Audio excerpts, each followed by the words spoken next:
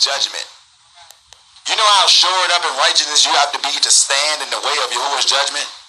Right? To turn away his wrath from destroying them.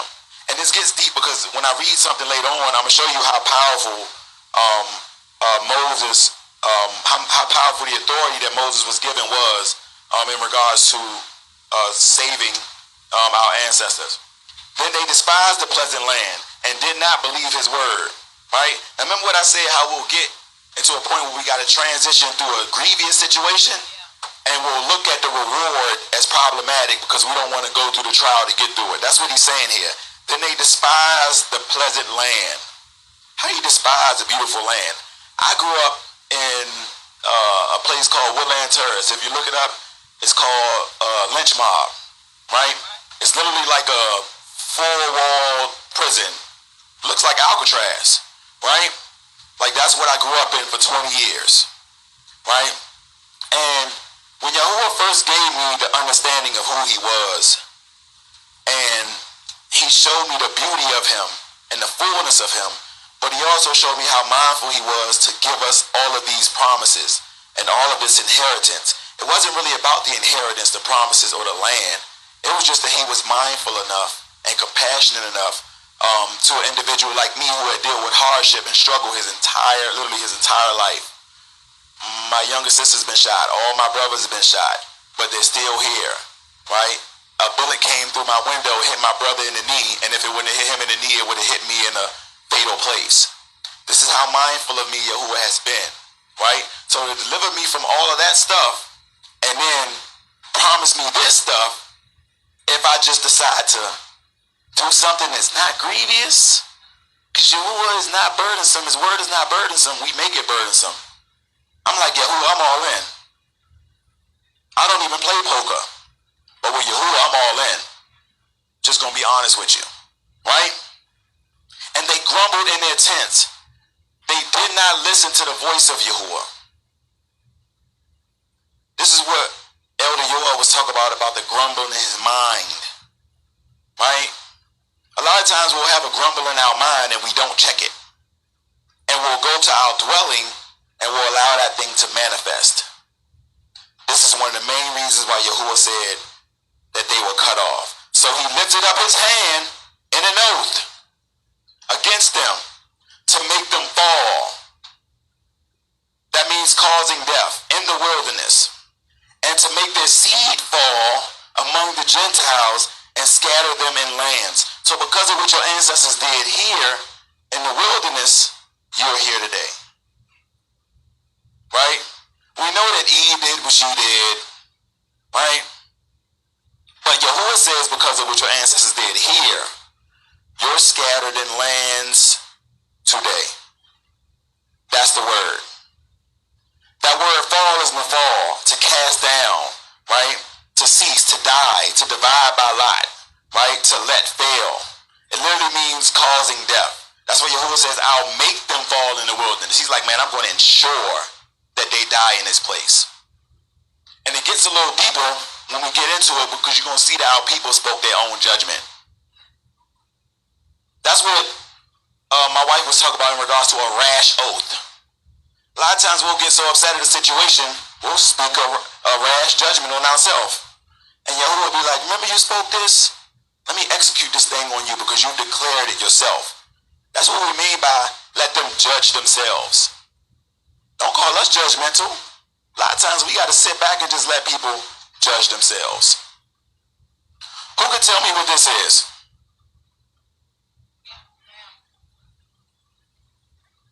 That's it? That's all y'all got? Y'all say a camel, what'd you say? Okay, he said a camel with too much weight on it. You said his tail. It's a camel, okay? So they said it's a camel. So what do you think that this camel potentially represents in this whole study? Something that speaks to your mind? Go ahead, throw some things out there. Having too much weight on his back is broken.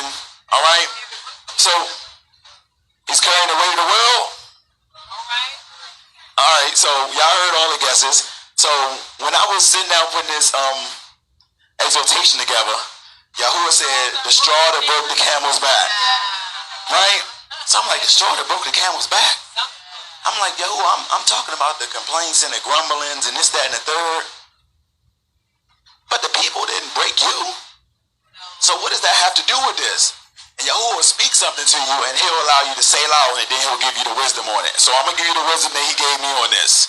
The straw that broke the camel's back. All right? So question, who do y'all think is the camel? You said Moses? You said Yahuwah is the camel? So Yahuwah's back is broke. Moses' back is broke? Okay. Alright, so let's get into this. The straw that broke the camel's back. The straw that broke the camel's back. The idiom, the straw that broke the camel's back, alluding to the proverb, it is the last straw that breaks the camel's back. Right? Describing the seemingly minor or routine action, grumblings, complaints, and unpredictably large and sudden reaction, Yahuwah's judgment, because of the cumulative effect of small actions. So a continuous cycle of problematic occurrences. Right? So the camel represents the generation in the wilderness. You all were the camel, your ancestors, whose many offenses, the straw are the offenses. If you see here, those are the many offenses of the people. Right?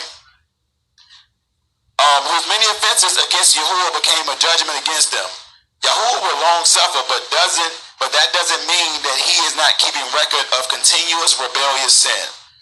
Ultimately, disobedience will be recounted to the sinner as a seemingly backbreaking, or more accurately put, destructive righteous judgment against them according to all they've done. So our people were the camel. This represents Yahuwah. And Yahuwah is just stacking everything up. Disobedience, distrust, no faith, idolatry, complaints, half-heartedness, just flat out sin. This says just one more. So we're going to get to the point of what was the straw that broke the camel's back. What was the straw that allowed for the children of Israel to have such a great judgment? Access granted, access denied. What was the final straw that caused the first wilderness generation not to enter into the land? How did Yahusha, son of Nun, and Caleb gain access?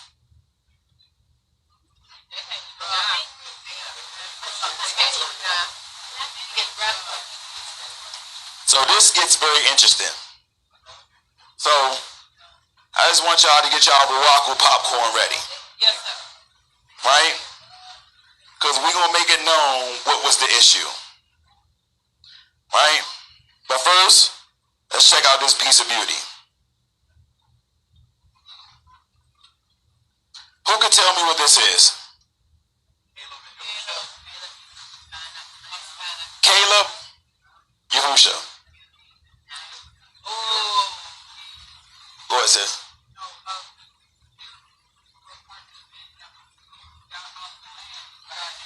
Yeah, so we're going to leave it there. This is Caleb and this is Yahusha. So we're going to turn to Numbers chapter 13. But this is indeed them scouting out a land.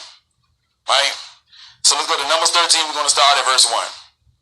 And Yahuwah spoke to Moses or Musha, saying, send men to spy out the land of Canaan, which I am giving to the children of Yasha'al. Send one man from each tribe of their fathers, every one a leader among them.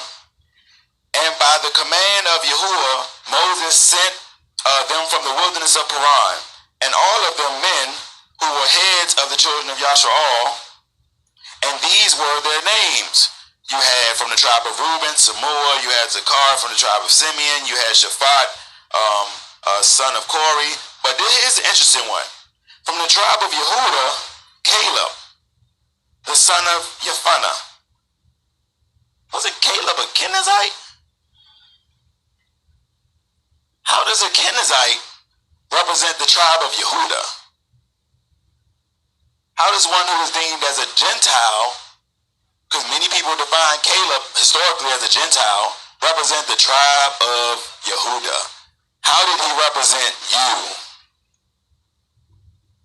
See, these are the things that the seed has to selah on.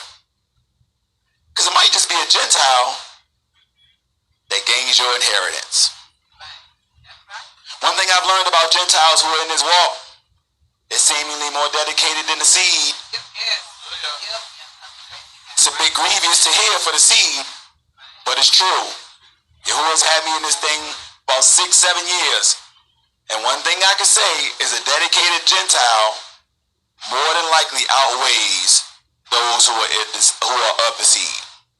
Doesn't happen in every case, but it happens in the majority of cases, unfortunately. Right? So that's just something to put inside your heads in regards to a Gentile shouldn't be leading the forefront of your inheritance. And it's nothing against the Gentile. It just means that you have to hold yourself to a higher standard. Because Yahuwah doesn't have a problem with replacing you with a submitted Gentile. Yahuwah can work with submission. He can't work with arrogance. I'm the seed, so I'm entitled to this. Yahuwah will cut you off. All right? So let's get back into this. And we're going to get into that later. From the tribe of Issachar, you had Yusuf. From the tribe of Ephraim, you had Husha. Now, this is when his name wasn't Yahusha yet. It was just Husha, right? Which is a derivative of salvation. The son of Nun. So we're going to scroll down to verse 16. These are the names of the men whom Moses sent to spy out the land. And Moses called Husha, son of Nun, Yahusha. So he added a yod to his name. Me don't know in the Hebraic alphabet, that would be considered what we call a Y. So his name became Yahusha. Yahuwah saves, or Yahuwah salvation. Or Yahuwah is salvation. Verse 17, and Moses sent them to spy out the land of Canaan, and said to them, go up here into the south, and go up into the mountains, and see what the land is like, and the people who dwell in it, whether strong or weak, whether few or many, and whether the land that they dwell in is good or evil, whether the cities they inhabit are in camps or strongholds, and whether the land is rich or poor, and whether there are forests there or not. And you shall be strong. Bring some fruit of the land. Now, the time was the season of first fruits of grapes. So they went up and spied out the land from the wilderness of Zin as far as Rechab, near the entrance of Hamath, and they went up through the south and came to Hebron, and Achman, Shishi, Talmi, the descendants of Anak.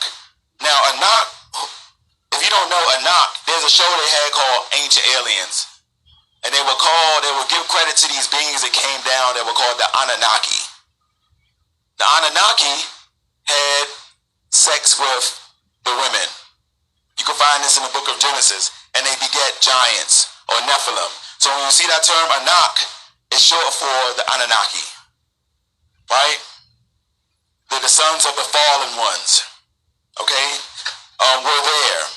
Now Hebron had been built 7 years before Zion in Mizraim. And they came to the Wadi Yiskel and cut down from there a branch with one cluster of grapes. Right? And they bore it between two of them on a pole, also the pomegranates and of the figs. The place was called Wadi Yiskel because a cluster in which the men of Yasha'al cut down from there, and they returned from spying out the land after 40 days. So they were there spying out the land for 40 days. I can only imagine what the people were doing for those 40 days, because you know whenever men of renown leave for historically a period of 40 days, our people tend to wild out.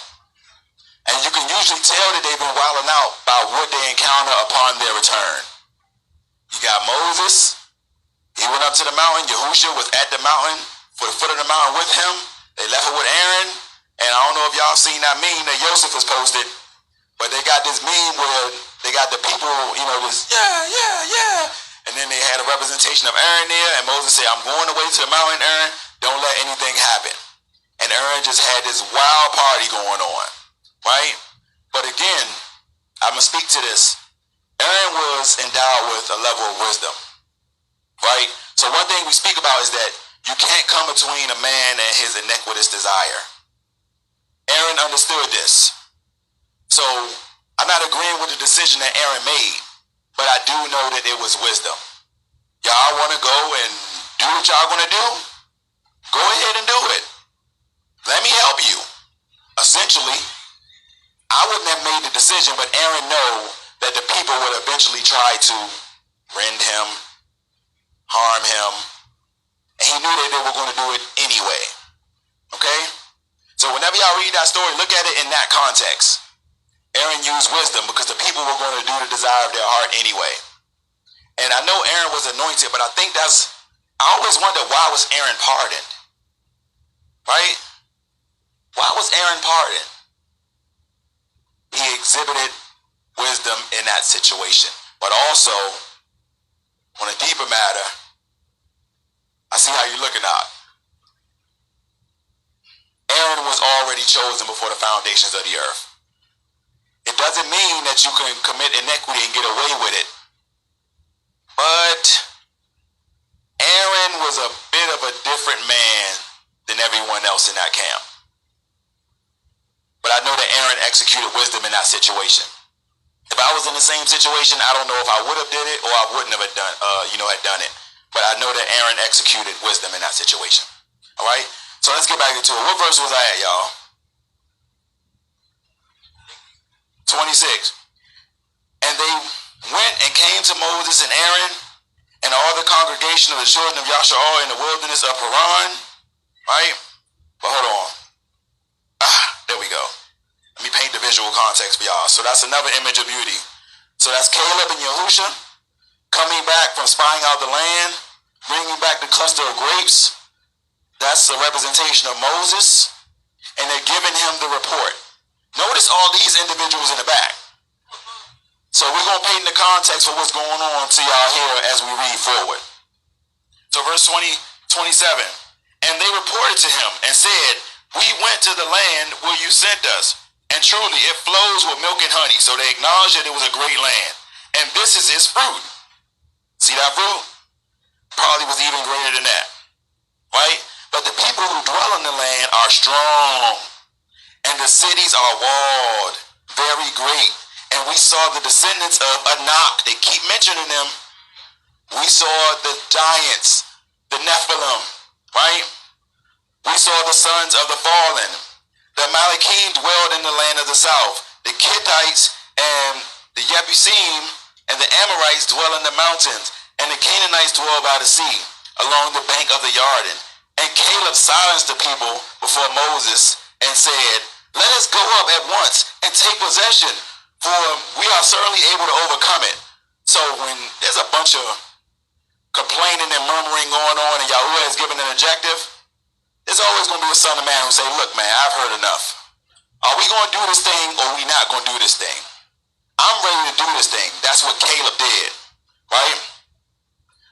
He said we could take the land no matter all that other stuff that's going on. But the men who had gone up with him said, we are not able to go up against the people, for they are stronger than we. And they gave the children of Yasha'al an evil report. Man, there's going to be somebody who comes back from a mission of Yahuwah, and they're going to give the congregation an evil report to influence them in the way of wickedness. Now let's see how the people run with this, right? An evil report of the land which they had spied out. The land through which we have gone as spies is a land eaten up, its inhabitants, and all the people whom we saw in it are men of great size, right? And we saw there the Nephilim, the sons of Anak. That's what I just told y'all about, of the Nephilim, the giants essentially. And we were like grasshoppers in our own eyes, and we were in their eyes. So you know what it means to endure? One of my Hakeem brought this out on the Gibberim. They said that endure is your call. So it means to, that's where your name comes from, sister, your color. So it means to stand strong in the face, or stand strong in the face of something that seems mightier than you, and to overcome. That's what it means. So these people, our people, went and spied out the land. They said the land was good, milk and honey flowing, beautiful grapes, right? But the cities are walled. There are giants there. There are men, big men there. They're on every angle of the land. We can't defeat them. They are greater than we are, right? So when you make a statement like that, and the directive is not given from man to advance, but Yahuwah, what does that mean that you think about Yahuwah?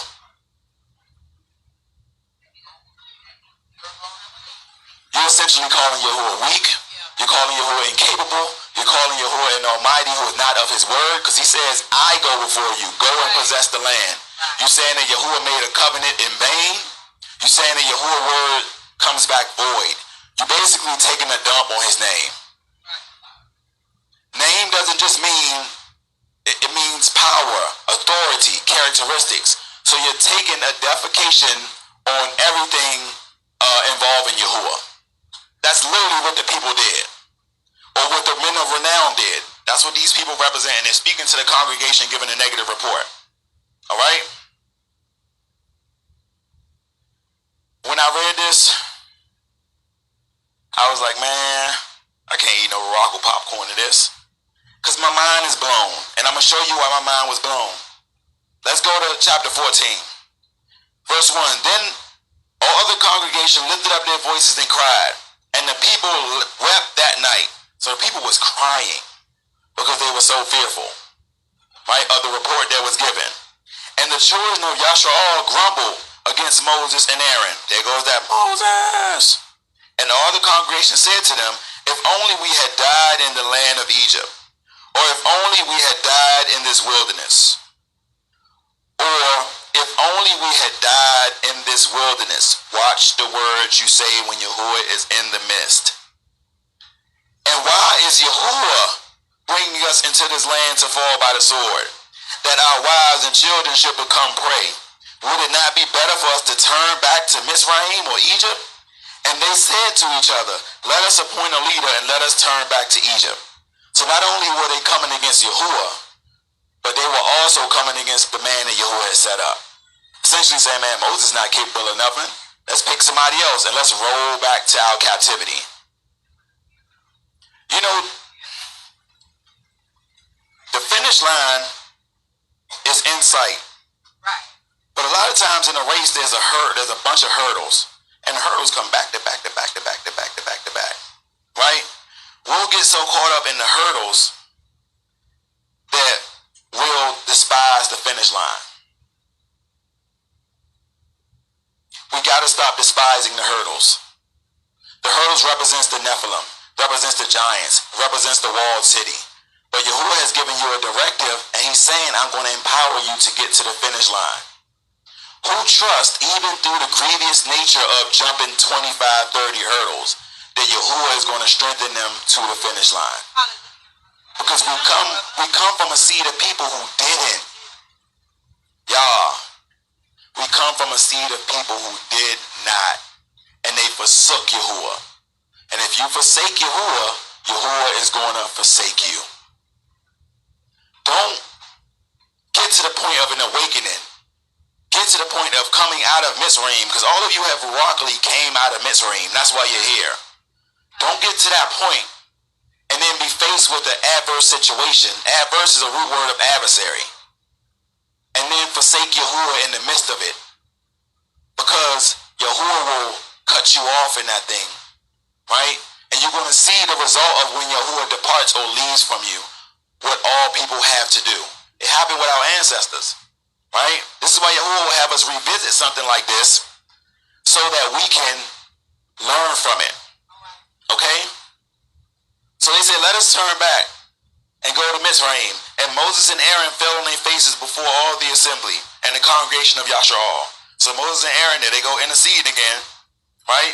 Or humbling themselves. And Yahusha, son of Nun, and Caleb, the son of Jephunneh, who were among those who had spied out the land, tore their garments. They were so grieved, they ripped their clothes off. And they spoke to all the children, or the congregation of the children of Israel, saying, the land we passed through to spy out is an exceedingly good land. So this is Yahuwah's mercy right here. So Yahuwah, what he'll do is, he'll let people speak level of mercy through a man or woman of Yahuwah and say, hey, rethink this thing that you're saying.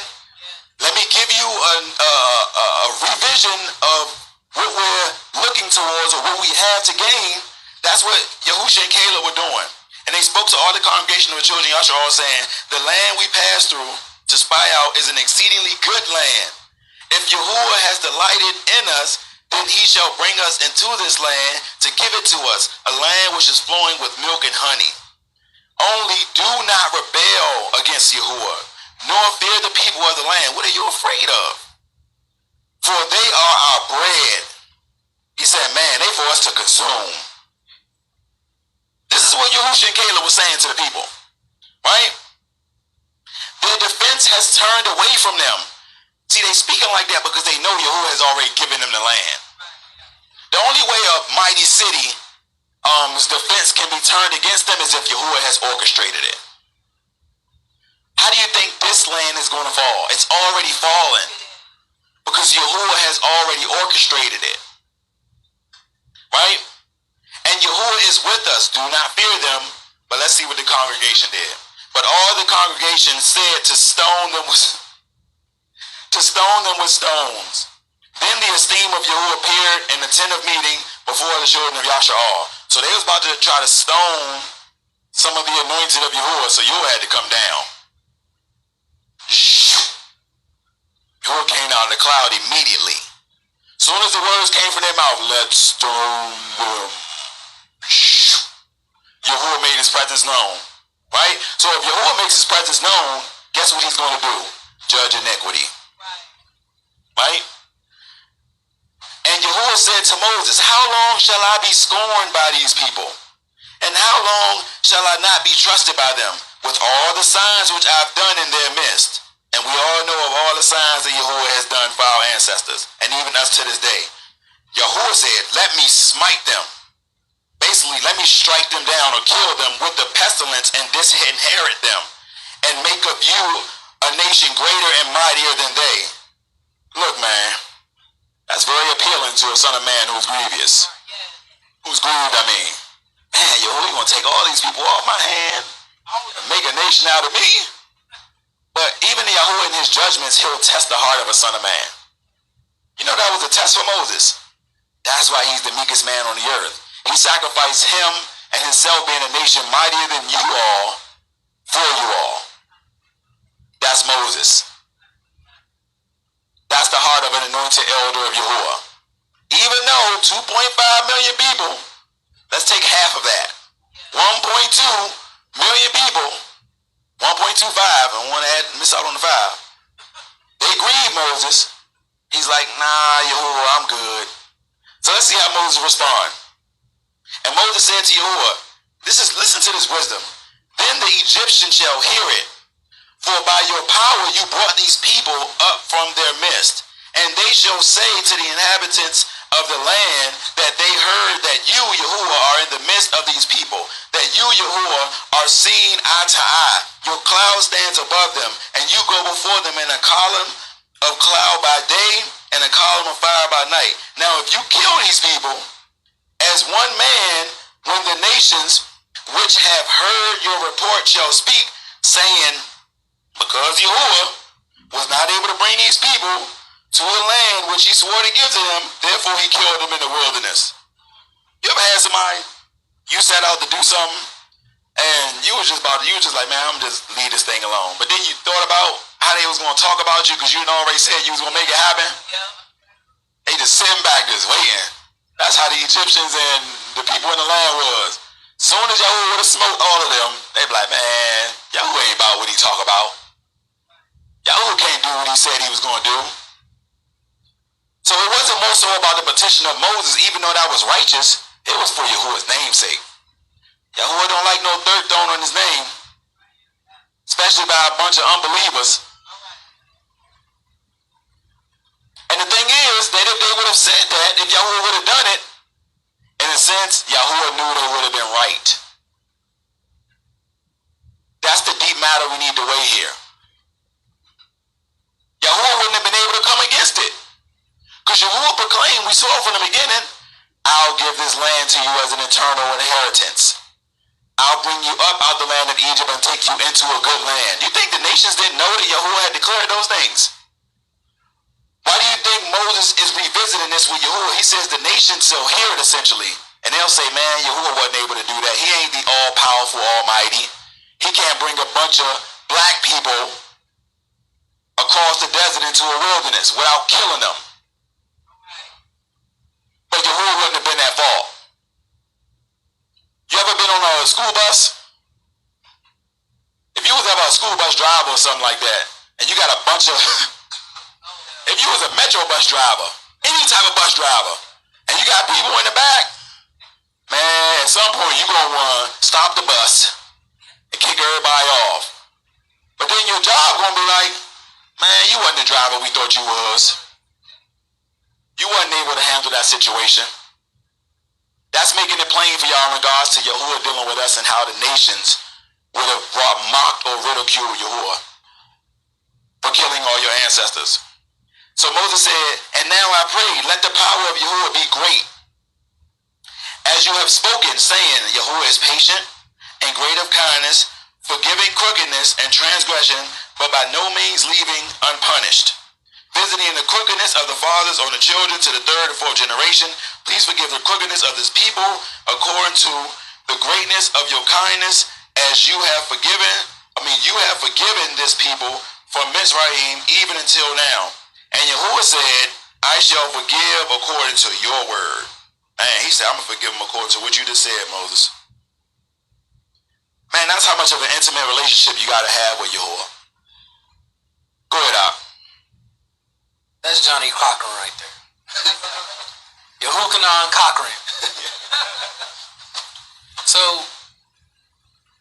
as we were looking at this, Yahuwah brought something back to my remembrance. The same book, Numbers. The same people. In Numbers 23, we have the adversary now trying to accuse them. That's right. But Yahuwah has just declared blessings through Moshe, even though there's all kinds of iniquity within them. They tried to stone the two witnesses. It's a lot of injustice in the assembly.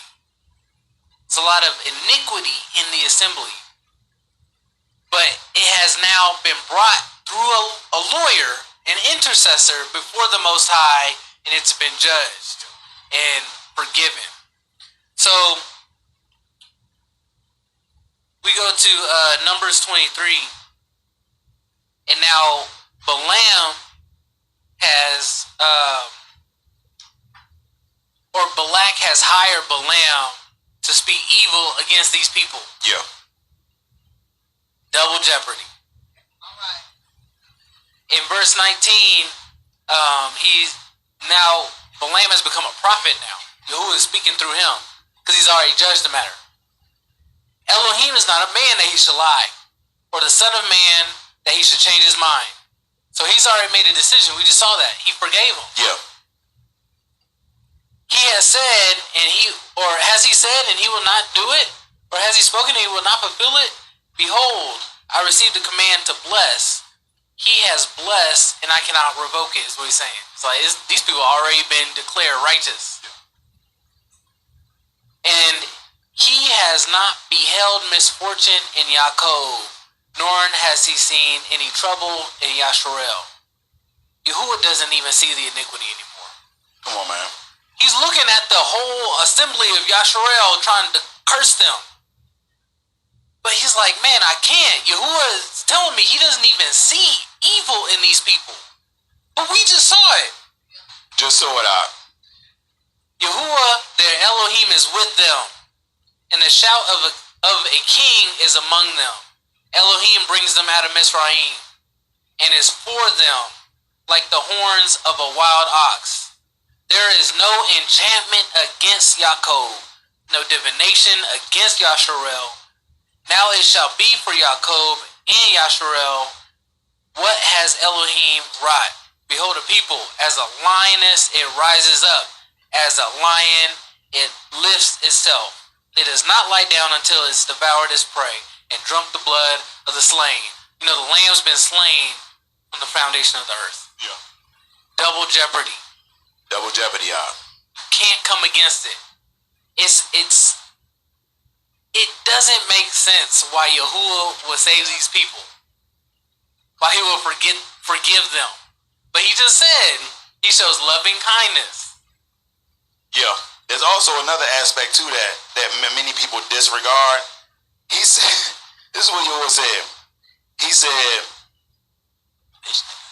but by no means leaving unpunished. So though he forgives you, it's a punishment coming. It's going to be time served. Yeah.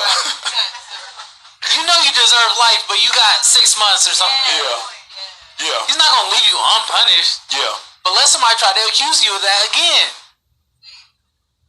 Yeah. And it's interesting because they were walking out their sentence. They were walking out the punishment.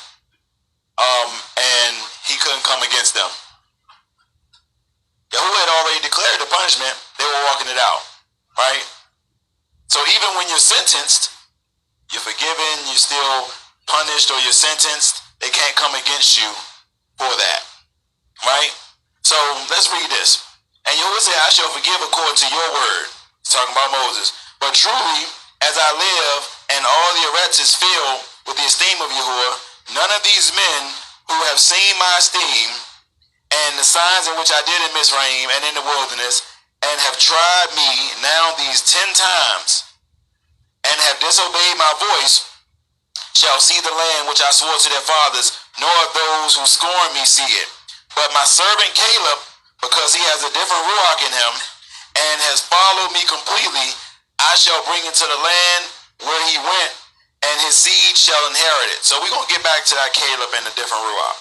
We don't want to just pass over that, but we're going to get into that a little later down the line. Since the Amalekim and the Canaanites are dwelling in the valley, turn back tomorrow and set out to the wilderness by way of the Sea of Reeds. Okay? And Yahuwah spoke to Moses, and Yahuwah directed me to finish out this chapter, so we have to see the fullness of it because it's a lesson in this thing. Right? And Yahuwah spoke to Moses and Aaron, saying, how long shall this equal congregation grumble against me? I have heard grumblings which the children of Yasha all grumble against me. Say to them, as I live, declares Yahuwah, as you have spoken in my hearing, so I do to you. That goes back to declaring judgment on yourself. Sometimes a judgment or something that you'll speak, Yahuwah will hold you to those same words, and it'll be against you. And I want to touch back on this, what you said in regards to no divination, no witchcraft, or nothing like that can come against the children of Israel. So, a lot of times when we judge situations, it's not because we feel threatened. Yahuwah will have us judge situations so the individual can be judged according to the workings that they're doing. It's not because we feel threatened by anything anybody's doing or anybody's saying. Yahuwah will say, son of man, judge this situation. You won't be affected by it, but you have to judge it righteously. So whenever we make judgments out of fear of anything that anybody's doing, any threats that anybody's making against us, right? We do it because it's the righteous thing to do according to how Yahuwah directs. All right? The carcasses of you who have grumbled against me are going to fall in the wilderness. Remember the people said, if only we could just die in this wilderness? All of you who were registered according to the entire number from 20 years and up, none of you except Caleb the son of Jephunneh and Yahusha son of Nun shall enter into the land which I swore I would make you dwell in. But your little ones, to whom you said would become a prey, so they was crying that their children was going to get destroyed, I shall bring in, and they shall know the land which you have rejected. Sometimes you got to bring in a new generation. Sometimes you got to bring in a generation that's not influenced by foolishness or iniquity, right? But as for you, your carcasses are going to fall in the wilderness, and your sons shall be wanderers in the wilderness for 40 years, and shall bear your whorings until your carcasses are consumed in the wilderness. According to the number of the days in which you spied out the land, 40 days, a year for a young man. Who might just give you a sentence? You might commit one act of iniquity. If it's a year for a young man, you commit one act of iniquity, you might get a long punishment just because of that. Look at that though. Pour it out. Their judgment was being determined before they knew it. It was determined by them. Yahuwah already knew it. He was judging them during those 40 days.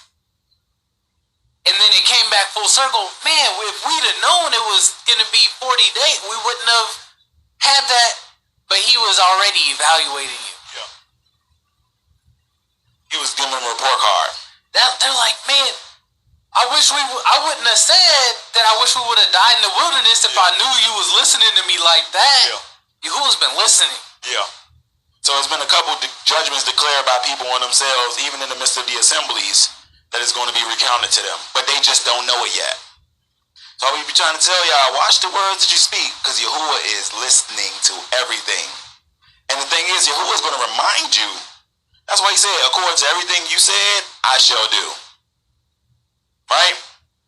So according to the number of Yomim which you spied out the land, a year for a Yom or a year for a day, right? You are to bear your errors 40 years, because they spied out the land for 40 days. And you shall know my breaking off. So you're going to know that I'm gone. Right? I am Yahuwah. I have spoken. I shall do this to all this eagle congregation who are meeting against me. So they became confederate against Yahuwah. In the wilderness, they are consumed, and there they shall die. And the man whom Moses sent to spy out the land, who returned and made all the congregation grumble against me. So the men of renown, the leaders of the tribes, sometimes it might just be a man who has been set up, or a man of renown in the midst of Israel. Somebody who people hold to high respect, because all the men who were sent to spy out the land were men of renown, heads of tribes. Why is that a recurring thing? It's always a man of renown that's always trying to come against Yahuwah, or the man of Yahuwah. Everybody remember Korah? Don't get so geeked up to get into a position of renown, because Yahuwah might be raising you up to destroy you. If you don't know the word for pride, it is ga'un. It means to be lifted up. You're either going to be lifted up and sealed to destruction, right, because of pride, or you're going to be lifted up and sealed to salvation. There's always a duality to words. All right? Go ahead, Op. There's a similar context in Gibberim. Yeah. You know, because we have that gimel in there. There's an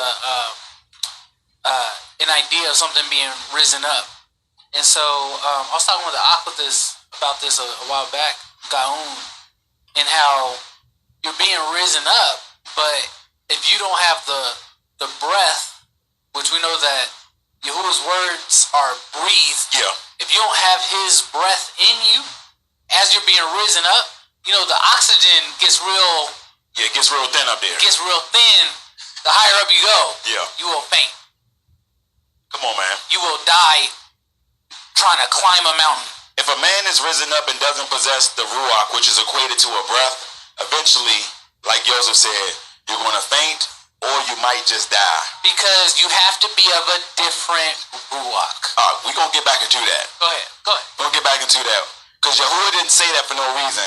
My son Caleb, he's of a different ruach. You got to listen to the words that Yahuwah proclaim in his word. Because it gets real deep when you go back and you dig into it. Right? So verse 37. Even those men who brought the evil report about the land died by plague before Yahuwah. So all them dudes died a grievous death. I don't know if you ever been sick. I have. I don't think nobody here been sick according to no plague.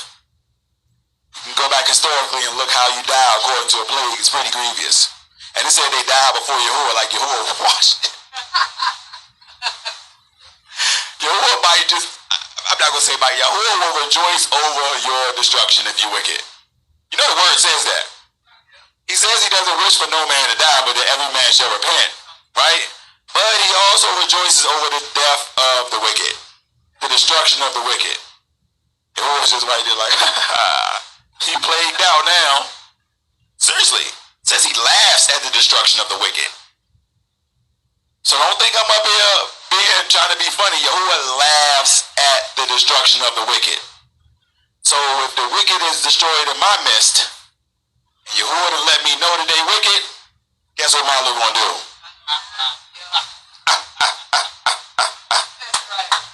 Cause I love what he loves. and I hate what he hates. Just being honest, y'all. Of those men who went to spy out the land, only Yahushua son of Nun and Caleb remained alive. Man. And Moses went and spoke these words to the children of Israel. The people mourned greatly. Now this is what we mean by when people don't follow instruction of Yahuwah, then Yahuwah cuts them off or give them a judgment. Now let's see what people will do. And this is what we was talking about earlier. Yahuwah will do a thing or send forth instruction, is not upheld, then the judgment comes, and then once the judgment comes, somebody wants to come and do the thing Yahuwah said do. Listen to me, y'all. Stop doing that. Because here's another example. The scriptures are for your learning. We're going to see where that gets you. All right? And they rose up early in the morning and went to the top of the mountain, saying, see, we have indeed sinned, but we shall go up to the place which Yahuwah has spoken of. Now they want to go up to the land. But Moses said, why do you now transgress the command of Yahuwah, since it does not prosper? So once Yahuwah renders a judgment after he's given an instruction, because you didn't want to be obedient, then you want to be obedient, guess what that is? Sin. If Yahuwah tells you do something, you don't do it, he judges you because of it, or proclaims a judgment, then you want to do the thing Yahuwah says do. It's accounted as sin. Double rebellion. I pray that this is resting on y'all. Do not go up lest you be smitten by your enemies, for Yahuwah is not in your midst. Because the Amalekim and the Canaanites are there before you, and you shall fall by the sword, because you have turned away from Yahuwah. Yahuwah is not with you. Right? But they presumed to go up to the mountaintop. They went anyway. Didn't listen to Moses again. But neither the Ark of the Covenant nor Moshe left the camp. So the Amalekites and the Canaanites who dwelt in the mountain came down and smote them and beat them down. He said beat them down. Even to Kormah. So again, brothers and sisters, it's a lot in that. But please, when Yahuwah gives the instruction or directive, especially if he says, I'm with you, do what he says. That little mustard seed of faith that he's given you, you better dig deep down and use that mustard seed according to how it needs to be used so you may be preserved. Because you might just be disobedient if you don't, and Yahuwah might give you a judgment, and then after the judgment, it'll be counted to you as double rebellion because you want to do the thing now that Yahuwah said don't do. So let's go forward. Why was that generation cut off? What was it that sealed their judgment? Right? And Yahuwah said, I shall forgive according to your word. But truly as I live, the earth, all the earth is filled with the esteem of Yahuwah. For none of these men who have seen my signs, and which I did in Mizraim and the wilderness, and have tried me now these 10 times, and have disobeyed my voice, shall see the land which I swore to their fathers, nor of those who scorn me shall see it. So the emphasis on that phrase is they tried him. That word try goes back to Nasa. It means to test, to prove, to tempt. Right? That means that, and I always say this, Yahuwah is not one who needs to be proven. If you feel as though you need to prove Yahuwah, then that means that you don't have the faith that Yahuwah is perfect in all his ways, perfect in all his understandings, and everything he's doing is essentially for your good. Deuteronomy 6:16, never test Yahuwah your Almighty One, as you did at Massa. That was in the wilderness. Exodus 17:2, so the people contended with Moses, give us water to drink. Why do you contend with me? Moses replied, why do you test Yahuwah?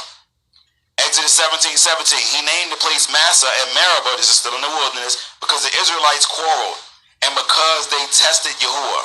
They tried Yahuwah. They wanted to prove Yahuwah, right? Saying, is Yahuwah amongst us or not? Yahushua said to them, Matthew 4:7, it is also written, you shall not try Yahuwah your Almighty One. Okay? So that generation was cut off because they continuously tried, tested, provoked Yahuwah because of the hardness of their hearts. They continued in rebellion and disobedience, which is unbelief. You can find that in 1 Corinthians 10:6-12, Hebrews 3:7, Hebrews 4:11. Because their hearts were not circumcised, nor fully submitted to Yahuwah, they did not trust even after all they had witnessed. They were reprobate of mind. Right? Yahuwah says he'll deliver one over to a reprobate mind. Because the desire of their hearts were wicked, nor were they humble. All that was left for Yahuwah to do was humble them via the judgment rendered. Right? That was all that was left for Yahuwah to do. All Yahuwah's ways are perfect. Yahuwah's heart is pure. Yahuwah will bring you into the wilderness or a trial period or a testing. Right? To prove not to him what's in your heart, but to you. Many fail or fall into the snare of attempting to test Yahuwah without discerning that they are being tested. Many fall into the snare of testing Yahuwah or proving Yahuwah or attempting to try Yahuwah without discerning that they are being tested. The only reason why one would test or attempt to prove Yahuwah is if in their heart they don't completely trust that Yahuwah is perfect, that all his ways are perfect, and work towards our maturity. That's what he means by it's for your good. This lack of faith, especially after witnessing the goodness of Yahuwah, right? And it says in the word that, in the Bri Hadashah, that you can't taste of the goodness of Yahuwah and then essentially turn back, right? You ain't going to crucify Yahushua twice. He's just going to string you up. Okay? This lack of faith, especially after witnessing the goodness of Yahuwah, breeds rebellion and is unacceptable to Yahuwah. Many have been cut off as a result. The first wilderness generation did not discern this and were cut off, never to inherit the promised land. Here's a witness for the last slide. Deuteronomy 8:1-6. Guard to do everything which I command you today, that you might live, and shall increase, and shall go in and possess the land which Yahuwah swore to your fathers. So that's what gains you access. And you shall remember that Yahuwah your Almighty One led you the way these 40 years in the wilderness, to humble you. So he put you through a testing or trial to humble you, to prove you, to know what's in your heart. Not for him to know, for you to know. That word know goes back to being intimate with. You have to understand what's in your heart in order to remove it.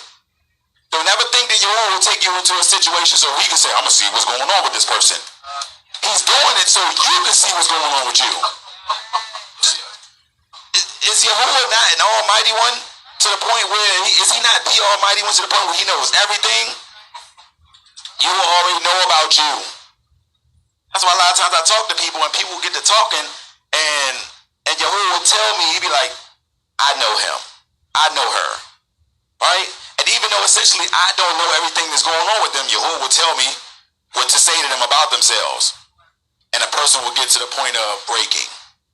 You know, a lot of times you say something to an individual that's so deeply real about themselves, the bare mention of it will break them to their knees. It's like when you're angry about something. I used to do this when I was young. I used to get angry, had tears coming out of my eyes. Then somebody would come to you, you okay? And then you just lose yourself. Right? Yahuwah knows everything about us. He knows what makes us tick. He just wants us to recognize and identify it. Right? That's why he brings you to a place to test you, to humble you, to prove you, and to know what is in your heart, whether you will guard his commands or not. Right? Verse 3, and he humbled you and let you suffer hunger and fed you with manna which you did not know, nor did your fathers know, to make you know that man does not live by bread alone. So Yahuwah will make you go hungry just to let you know that you ain't living by bread alone, but by every word that comes out the mouth of Yahuwah. That's poetic. You know how sometimes you gave a testimony last week, Joseph. You said, man, sometimes I'll tell my kids no when it comes to getting a snack. And if they can endure that, I'll just give them some cash afterwards. Right? Yahuwah will let you go hungry just to have you have the understanding, man, I can't always want to satisfy my desire. If you could come to that understanding, man, Yahuwah will give you something greater than physical bread. You got to get these things. This is the eternal wisdom that Yahuwah is trying to impart in us. Right? That's what the cash symbolizes in Mori Yosef's story. Something greater than a snack. You can go purchase a multitude of snacks now, son. You want to go to the store? What you want? Pull out your own cash. Yahuwah has equipped you with it, right? These are the things we have to discern. Your garments did not wear out on you, nor did your foot swell these 40 years. Thus you shall know in your heart that as a man disciplines his son, so Yahuwah your Almighty One disciplines you. Yahuwah loves you when he disciplines you. But who will get to the point where they're like, I'm going to discipline myself so I don't have to be disciplined by Yahuwah? All right.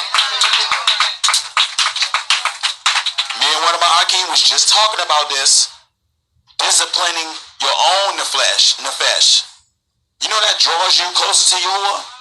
If you try to discipline yourself for the sake of Yahuwah, right? For the sake of being in line of righteousness with him, man, it's pleasing to me to see somebody trying to discipline themselves to go closer to Yahuwah. So how much more to Yahuwah? This is what we have to get. It shouldn't take a man or a woman to come to you and say, get yourself in order. It shouldn't take a drill sergeant to come and say, I'm going to show you how to get disciplined through